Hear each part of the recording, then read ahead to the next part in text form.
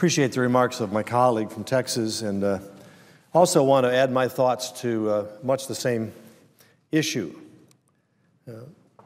I rise again, once again, to address what I believe and what many believe is the most important issue that faces this Congress and faces the nation as a whole. And that issue is the out-of-control federal government spending that continues to pile up unsustainable debt and to threaten our economic future. Both Republicans and Democrats, conservatives and liberals have acknowledged that unless we get the debt under control, we will eventually reach a tipping point where investors either stop buying our debt or insist on higher interest rates to account for their greater risk.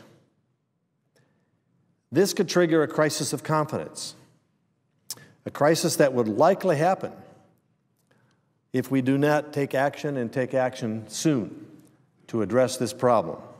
We have witnessed what happens in a number of European nations. Greece comes to mind, of course. The country is in chaos, based on promises made that could not be kept, based on spending that could not be covered, based on a country that defied the math and the laws of economics. But it's not just Greece. I just heard earlier this morning the latest numbers on unemployment in Spain, over 25% and rising among all workers. And for those under the age of 25, those coming out of universities and colleges and the educational system and looking to start their life and begin their role as a bread provider for their family and holding down a job so that they can participate in life as someone capable of paying their bills and buying a house and getting married and raising children and providing for their education. That number for those people, those young people, is over 55%. More than one of every two young people in Spain are without employment, on the streets, nothing to do, no job to go to. We see the austerity measures having to be imposed in the United Kingdom. Italy is in and out of the news in terms of its financial status. There are questions about France, questions about other countries. Germany is struggling along with very little growth, even though it's seen as an economic provider and dynamo at the level of growth, which is so anemic. There are questions being raised as to whether and how much they can do to help the European situation. But even aside from the potentially catastrophic debt bomb that continues to tick away, if we fail to get spending under control in the short term, our economy will remain in the doldrums because of this cloud of economic uncertainty that creates among businesses, investors, and consumers, created by our inability to grasp the fiscal plight of our excessive and reckless spending. The fact is that we are not going to be able to get our economy out of the rut we have been in unless we tackle the federal government's spending addiction. Washington's reckless spending and failure to produce even a budget plan over the last 4 years undermines confidence in our economic prospects and causes investors, businesses, and consumers to sit on the sidelines rather than take risks with their money. As my colleagues know very well, our spending addiction in Washington has, at long last, led us to the point where we now face the prospect of record deficits as far as the eye can see in the future. A spiraling federal debt that is now nearly $16.5 trillion and the possible further downgrading of the credit rating of the United States. Were interest rates not being held artificially low by the Fed, historically low levels, we might already be facing our day of reckoning.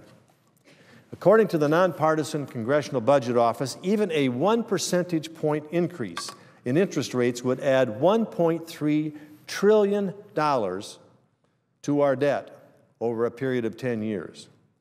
If borrowing costs return to their 20-year average, which certainly they will at some point, Deficits over the next 10 years will increase by $4.9 trillion.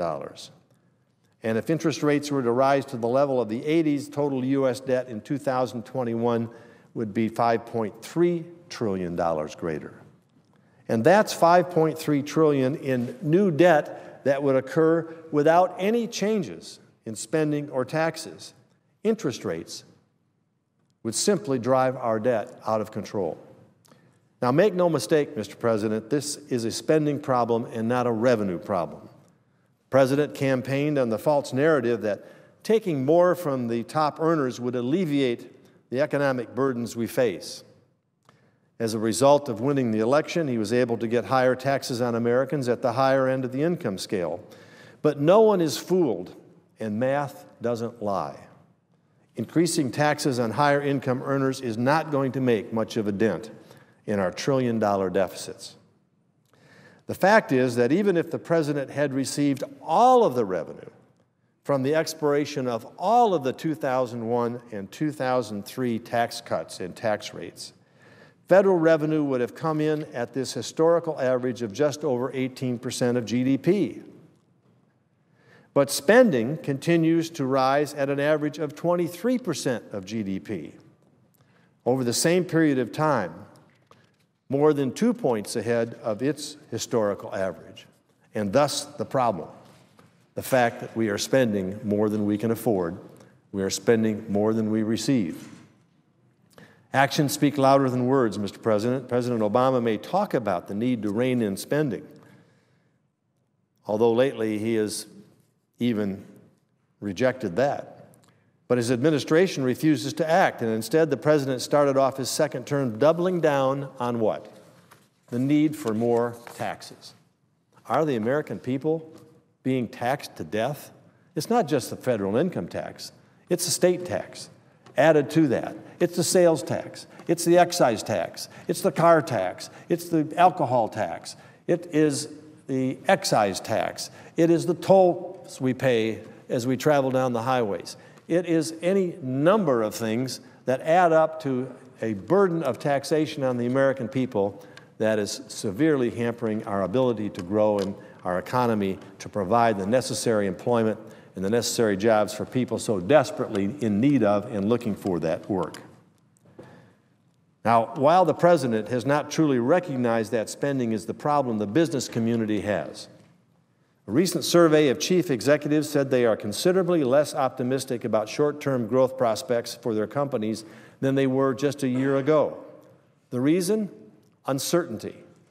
The business community does not have confidence in the growth prospects for our country because there is little confidence that Washington can get its act together and deal with the spending crisis that is dragging down this economy. In an atmosphere of uncertainty, investors, businesses, and consumers proceed with caution. They hold back on making significant investments or expenditures. And they don't hire people. And they won't until they get more clarity about the future and our ability to address our problem. As I travel across Indiana and talk to businesses, large, small, and in between, from farmers to owners of restaurants to CEOs of major companies, they all say the same.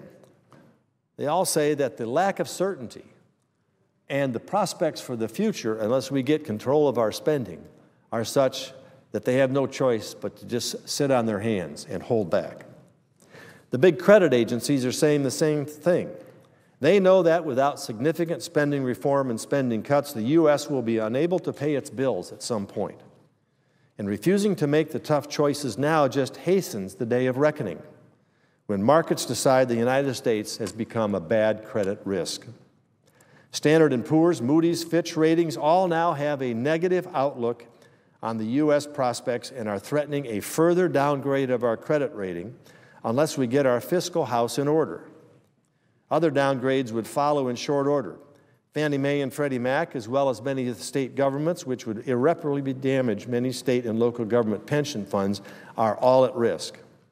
It's a nightmare scenario that is not far away from happening if we don't start getting a handle on our reckless runaway spending. A handle on it now, not later. There's no more reason for excuses. We have done all that we can on the revenue side. The President got what he wanted. He got his taxes. But now is the time when we need to focus on the real problem, which is runaway spending. Big spending and small. Everything from the need to reform our mandatory entitlement spending to the smaller, duplicative, wasteful, but yet important spending that Washington specializes in and that is not necessary, particularly at a time of austerity.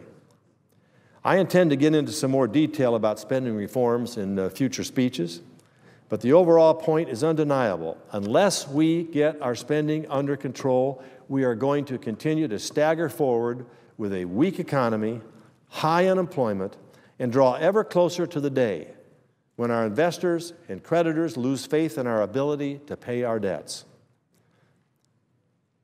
The next time I come to the floor, Mr. President, I'm not sure when, depending on what our schedule might be, but as soon as I have that opportunity in another day, I want to be talking about not what Dan Coats is saying, not what the senator from Indiana is saying. I want to talk about what others are saying. Others that are not saying it from a political perspective, not trying to reflect their party's position, but those who spend their time analyzing our current situation. Those that understand the math of where we are and what the implication and the consequences are for our country. Not just statements made by those of us here, but statements made by others, and the importance and the need for us to address this most serious of problems and challenges. With that, Mr. President, I yield the floor.